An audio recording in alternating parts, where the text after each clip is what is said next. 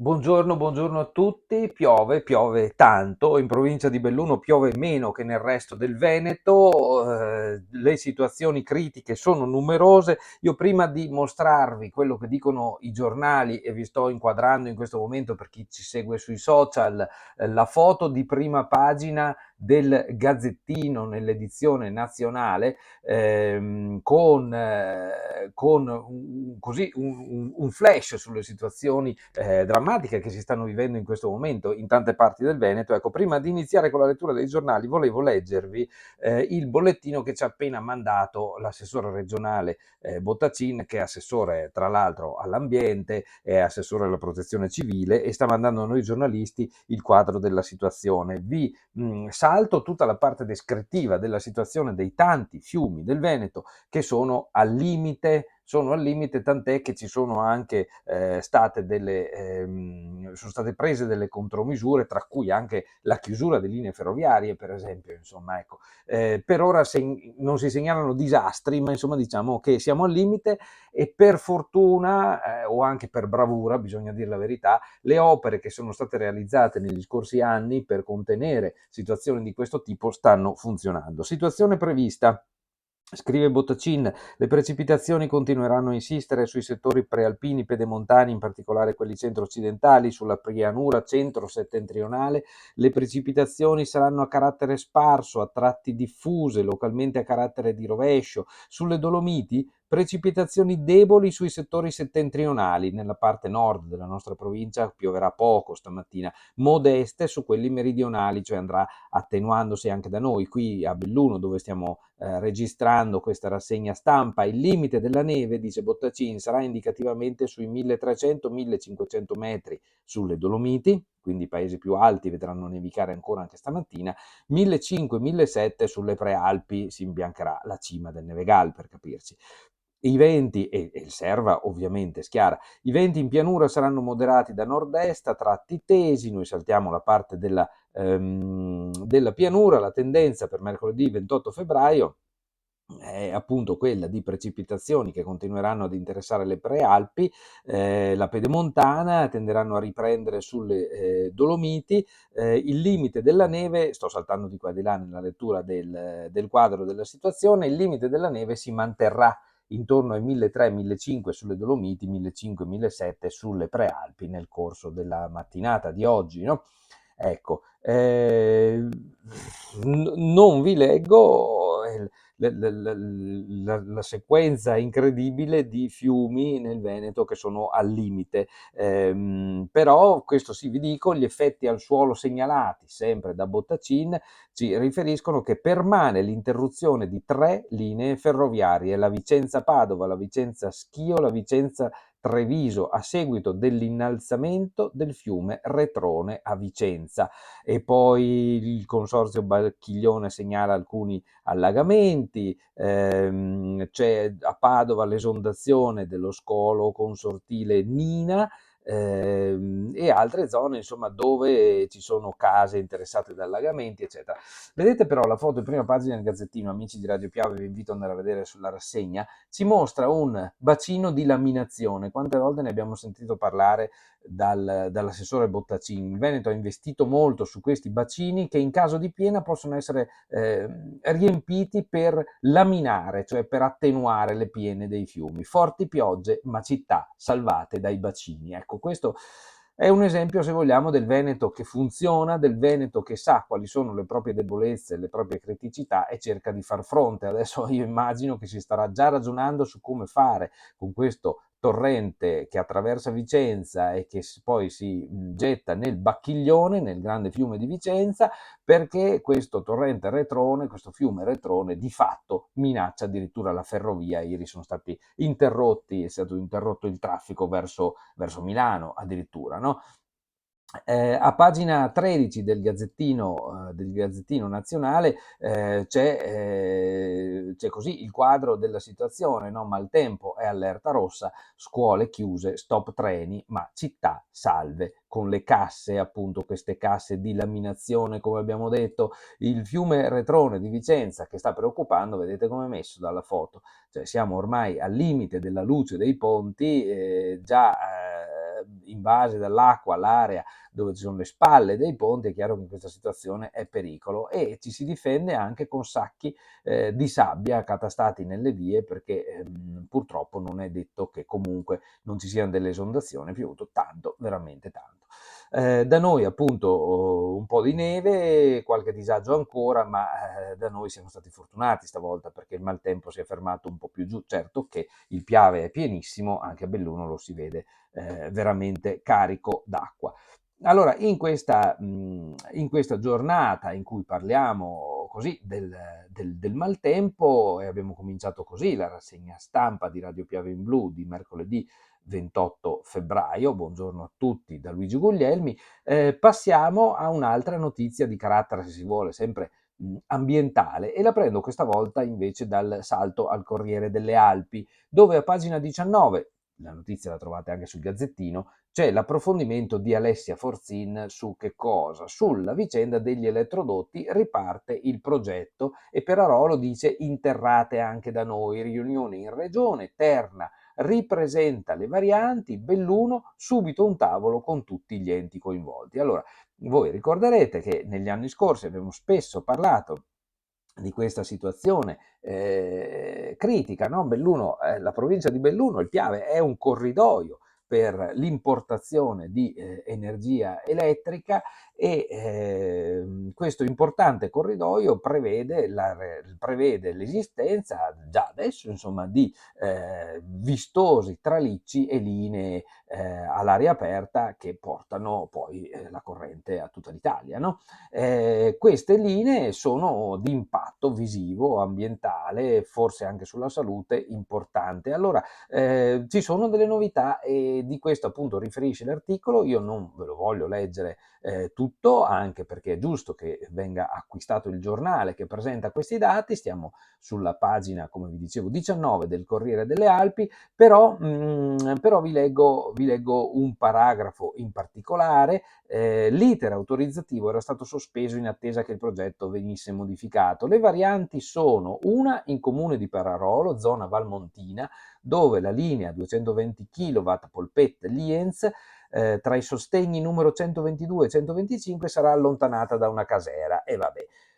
Tra Ospitale e Longarone, la Polpette Lienz, fra i tralicci 145 e 150, quindi ben 5 tralicci, sarà sulla destra idrografica del Piave, ma qui, sentite, le linee 220 kW di Polpette e Vellai e Polpette Scorzè passeranno il Piave a Belluno, poco distante da Andreane, in un unico corridoio in cavo interrato, così da eliminare l'interferenza con l'aeroporto. Insomma, alla fine si interra. C'è stata la riunione convocata da Marcato, presente anche l'assessore all'ambiente Giampaolo Bottacin, che rientra, spiega l'articolo, nell'ambito, insomma, dello studio del dialogo che è già in piedi, insomma, per vedere come potenziare questa linea, ma anche come renderla meno impattante. Ci sono una serie di richieste. È il momento di aprire un tavolo ampio con la partecipazione di tutti i portatori di interesse, spiega l'assessore del comune di Belluno Simonetta Buttignon. In quel tutti ci sono i comuni che avranno ricadute dalla razionalizzazione della rete. Perarolo batte i pugni, altro paragrafo. A scaldare la riunione ci ha pensato Pierluigi Svaluto Ferro, sindaco di Perarolo. Queste modifiche sono le stesse che ci avevano presentato a gennaio 21. Dove sta la novità? Sbotta. In questi 3 anni che cosa è successo? Nulla, eccetera, eccetera. E poi gli amministratori di Soverzane e Ponte nelle Alpi hanno confermato la loro storica posizione. Si va avanti in fretta con il progetto. Il 25 marzo saranno 30 anni dalla prima lettera che inviai da sindaco per chiedere di spostare i tralicci dalla piana di Soverzane, ricorda il primo cittadino Gianni Burigo. Noi e Ponte nelle Alpi siamo fiduciosi, attendiamo la conferenza dei servizi e l'avvio della razionalizzazione. Razionalizzazione lì vuol dire linee sottoterra e non per aria. Aspettiamo da troppi anni, di altri interramenti si parli certo in successivi tavoli, ma non si vada più a mettere in discussione il media Valle del Piave, cioè da Ponte nelle Alpi e Soverzane. Viene un appello: se siamo d'accordo di interrare questa parte qui, intanto interriamo questa parte qui, poi il tavolo teniamolo aperto per le altre situazioni. C'è anche una foto che mostra un enorme traliccio tra le case di Ponte nelle Alpi, e si capisce perché. ponte nelle Alpi voglia una modifica della situazione attuale. Allora, questo sulla pagina 19 del Corriere delle Alpi. Andiamo a vedere che cosa c'è in prima pagina, ma insomma sempre un po' così discutibile secondo me, il titolone di apertura del Corriere delle Alpi che si riferisce a noi è su questa storia delle stanze di vetro che saranno così piazzate in alta quota sulle Dolomiti. Stanze di vetro, si parte, la mediazione su 2 vincoli entro 100 metri da strutture esistenti e raggiunte da strade. Boh, non la trovo questa notizia così fondamentale da mettere all'inizio del giornale rispetto a quello che c'è dentro, no? Per esempio questa storia di nuovi tracciati finisce solo annunciata di lato. Questo, io come giornalista, ma a mio gusto, dico che questa meritava il titolone, altro che le stanze di vetro. Poi c'è ancora Cortina, hanno tagliato troppi larici, una consigliera regionale chiede verifiche. Lotti a Fonzaso, ex consorzio industriale, Sovramonte all'incasso, solo il Comedico è libero dai lupi, ronde notturne coi fucili a salve. La foto centrale, tremenda, la foto centrale ci ricorda che c'è stato un altro femminicidio a Padova. Una mamma di 41 anni è stata uccisa a coltellate in cortile dal suo compagno, adesso non mi ricordo se attuale o ex compagno, che poi probabilmente si è ucciso. È stato trovato il suo furgone dentro un fiume, dentro un canale vicino alla zona dove questa povera donna è stata uccisa, e parliamo della zona di Padova, come se non, come se non fosse bastata la vicenda di Giulia Cecchettin, cose da pazzi, insomma. Vabbè, insomma, purtroppo insomma, mi lascia davvero senza parole questi fatti.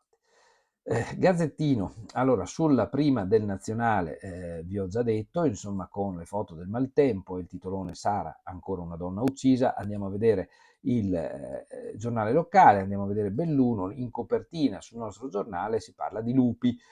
La prima del Gazzettino di Belluno: troppi lupi, territorio ormai saturo. Dice la verità nel rapporto 2023 della Polizia Provinciale, censiti dai 17 ai 20 branchi e 139 predazioni, in crescita rispetto al 2022.